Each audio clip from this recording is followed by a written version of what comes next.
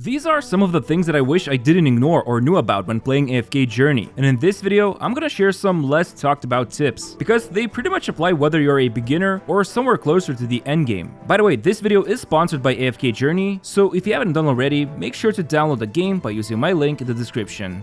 Okay, so starting with the first one, I really wish I bothered to learn more about equipment priority, because the thing is, you'll be obtaining these forging stones, and quite often you will not have enough to craft everything. Now obviously sometimes you will just obtain equipment randomly and then you will just slot it in, but for example, let's take a look at the marksman equipment I have here. As you can see, I have a couple of really highly invested marksmen like Marilee, Odie, and Cecia, and if we take a look at the equipment right now, obviously I cannot really upgrade anything on this account, at least not until I hit the new resonance level or obtain new equipment. But let's say if you wanted to upgrade the priority, you really want to start with the weapon first, then there's the hands, and then accessory. Because as you can see here, the accessory gives crit rating, the hands also provide a crit rating, and the weapon also provides crit rating, and as well as attack and attack speed. Now, looking at just one class is kinda simple, I know, but you definitely want to focus on the classes of the heroes you're using the most. So if you do have the forging stones, don't spend on a class you're not really using that often. Like in my case, while Vala here and Iron are both really strong, especially in PvP, they're still usually my last priority here. And this also includes the warrior class, which I'm not really using that often as well. But if you are at the crossroads and you're not able to determine which piece is the one you want to forge next, here is a really useful resource I found, which tells you the priority of equipments you need to forge. So as an example, if we take a look at the marksman equipment, it also shows that the first 3 slots are the most prioritized. But then we can see the head here, the body, and the boots. Boots actually come in as the 4th most important slot, while the head and chest, I wouldn't say they're not important, it's that they provide survivability. But at least looking at this upgrade priority guide, you can easily determine where you want to spend your forging stones. But yeah, later on in the video, I will also share all the resources I'm using to effectively play the game. Now, the next thing I want to talk about is Dream Store and on what you should prioritize on. Obviously, we all heard that Odie and Marilee are busted in Dream Realm. Odie especially is good like in all modes, but you also want to focus on Kruger once you obtain Odie and Marilee, and then there's also Corrin, who is extremely important for some Dream Realm fights. Now the thing is, you shouldn't really buy the sigils blindly, and instead you need to look at how many sigils you're missing on your current characters. So for example, maybe you still don't have enough copies for Odie to ascend him, but on the other hand, if you start saving up now, maybe you will be able to ascend Marilee. Obviously it's extremely random because you will be summoning him from the banners, and I would say only commit to buying from the Dream Store when you're actually able to ascend the character to the next tier.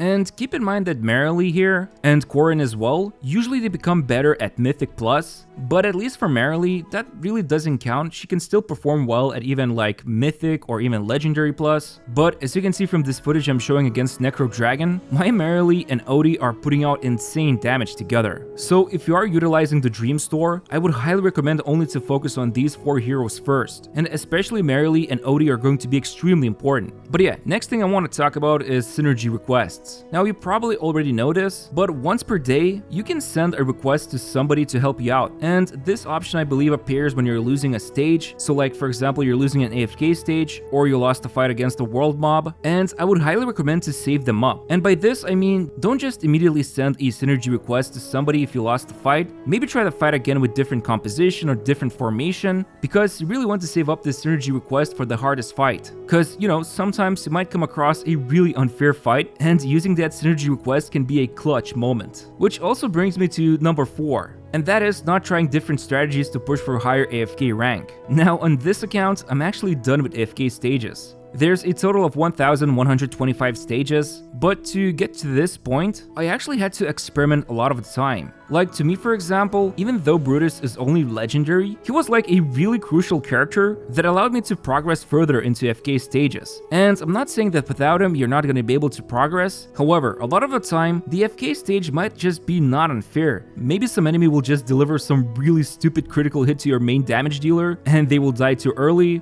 maybe the formation needs to be changed a little. All of these things really matter when you're trying to progress further. It is possible sometimes luck is not on your side, and other times you might just need to experiment a little. But yeah, moving over to the next item on the list, managing gold. So you probably noticed a lot of equipment can be bought from this Boa Iron Hoof, but it's all so expensive here. And believe it or not, I actually ran out of gold a couple of times, or at least I was really close to running out. And so I would only recommend to buy equipment from this shop if this also leaves you with at least, I don't know, like 1 million or 2 million gold left. Because remember, you also need to spend gold to ascend your character. Now, it might not look like much, but it all adds up. And also, right now, I have all my artifacts maxed out, but every single one of them, if I remember correctly, all of them costed a lot to level up. So make sure if you're spending gold, you're actually watching how much is left, because you don't want to make the mistake and just buy lots of equipment here, which, yes, it will provide you some progress, but it also might leave you with no gold left, so be careful.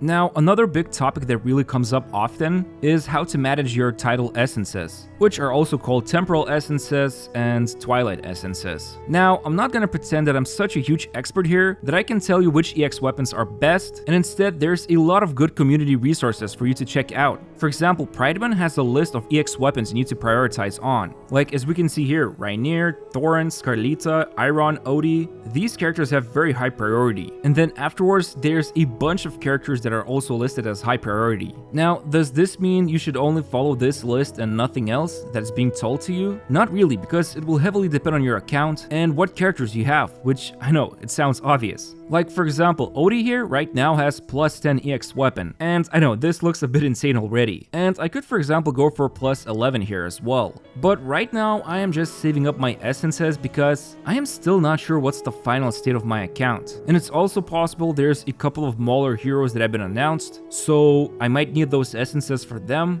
And right now sitting at plus 10 is really good for me, and it will also be pretty fine at just plus 5. I know it says here it needs to be plus 8, but the amount of essences you can gain is really limited right now. Obviously the best way to get them, or at least most consistently, is from the Dream Realm bosses, but then there's essences you can get as a one-time reward from Legend Trials. So for example in Tower of Light, if I climb 2 more floors, I can get 10 of these yellow essences, which are really good. But the point is, don't spend those essences on just random heroes you get to Mythic Plus, unless they're your only Mythic Plus heroes that you have. And you're really far away from unlocking some really crucial Mythic Plus heroes like for example Odie or Marilee. So then in this case, I think it's fine to upgrade the weapons with the essences. For example, Sylvina here, she actually struggles a lot when it comes to surviving. Now on my account, even though I have a lot of essences right now, I am not really using her that often, so I don't want to push her EX weapon to plus 5. But for somebody who has Sylvina as their only Mythic Plus, or maybe one of the only few Mythic Plus, pushing her EX weapon could be really good because as you can see here, at plus 5, it will further increase her shield she gains when she ambushes the enemy at the start of a fight. And for her, this is extremely important because she needs to stay alive to burst down the enemy.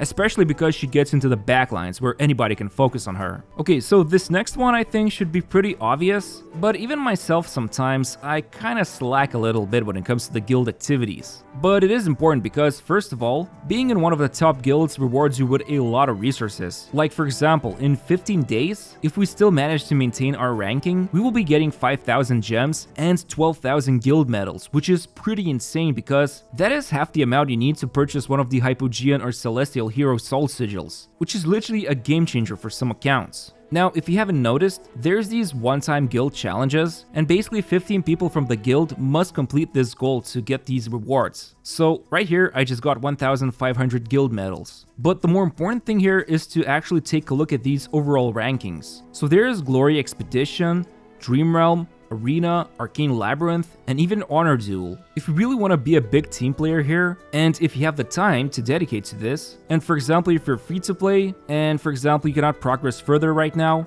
doing something like Honor Duel can actually help your guild because it then determines the guild's overall ranking. And pushing as much as possible in Arcane Labyrinth can also be crucial. And Glory Expedition is another crucial thing you need to do almost every single day. And when I say almost, I mean it when it's available. Like we have this Blue Mother right now, she's at 7% health remaining. If we go to the battle, you can see I cannot deploy anyone right now. And that's because every time the server resets, all of these heroes gain a little bit of stamina that you can then use to deploy them. Now, before the boss, I would recommend deploying 3 to 4 heroes if you're able to just fight the trash mobs. And when it comes to the boss fight, make sure to utilize every single character. Doesn't matter how much damage you do, make sure to spend the stamina on all the characters on the boss fight, because this really helps to fight for that top ranking with your guild. And speaking of top rankings, I would say don't rush and don't compete too hard if it makes you feel worse afterwards. I mean, it's natural your ranking might drop off due to other players, like for example, they might be getting their OD at Mythic Plus sooner than you. And you might be thinking, well, you're at top 10 rankings, so it's easy for you to say this, don't worry about the rankings. And yeah, I'm in top 10 at Skyclops, at King Croaker, at Necro Dragon,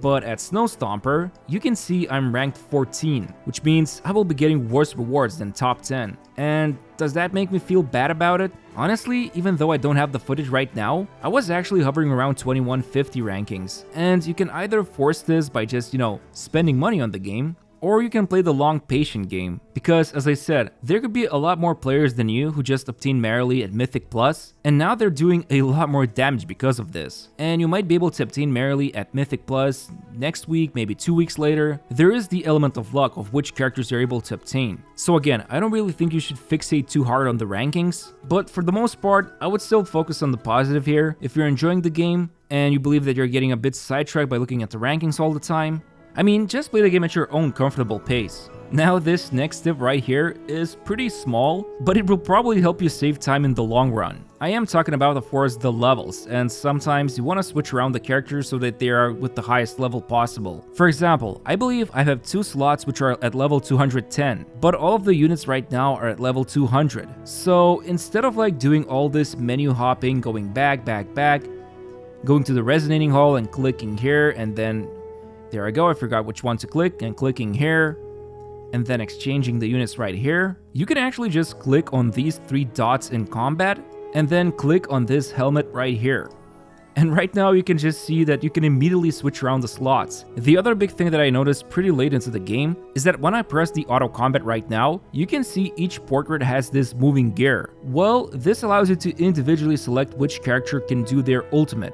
Basically, if you go to the options, press on the gear icon, press on the battle settings. There's auto battle settings right here, which by default should show as enabled for all battles. Now, I thought initially optional per battle meant that it won't just turn on auto battle on my team, but instead, this is the button that allows to individually select which character can use their ultimate on auto. And then you just click those gear icons to select which character's ultimate you want to activate optionally, or should I say manually. And finally, the last thing I want to mention is that I'm using a lot of resources to help me progress into the game. The 3 major ones that come to mind is Pridewen, of course, then there's AFK Analytica, which is super useful, and then remember I showed part of this image? Well, this was made in collaboration with AFK Analytica and Vatra from afkjourney.in.ua. And I'm gonna leave all the 3 website links in the description, because they helped me a lot when I was trying to wrap my head around this game. Also, I recommend watching other content creators to just get your up-to-date news. Sometimes new metacomps in PvP get discovered. Other times, even when looking at some of these resources, like for example the Dream Realm layouts, you might not have the characters. So some of the content creators might cover other aspects of how to do these Dream Realms. But yeah, that's basically 10 things that I really recommend utilizing if you want to progress further into the game. A lot of them I ignored when I started playing initially. So yeah, hopefully you found at least one of these tips useful. And if you have any other tips you want to share, or something you discovered that you didn't know about before, make sure to leave a comment below the video. And yeah, thanks for watching this. And of course, if you can, make sure to subscribe to my channel and press the like button. And as always, I'll see you next time.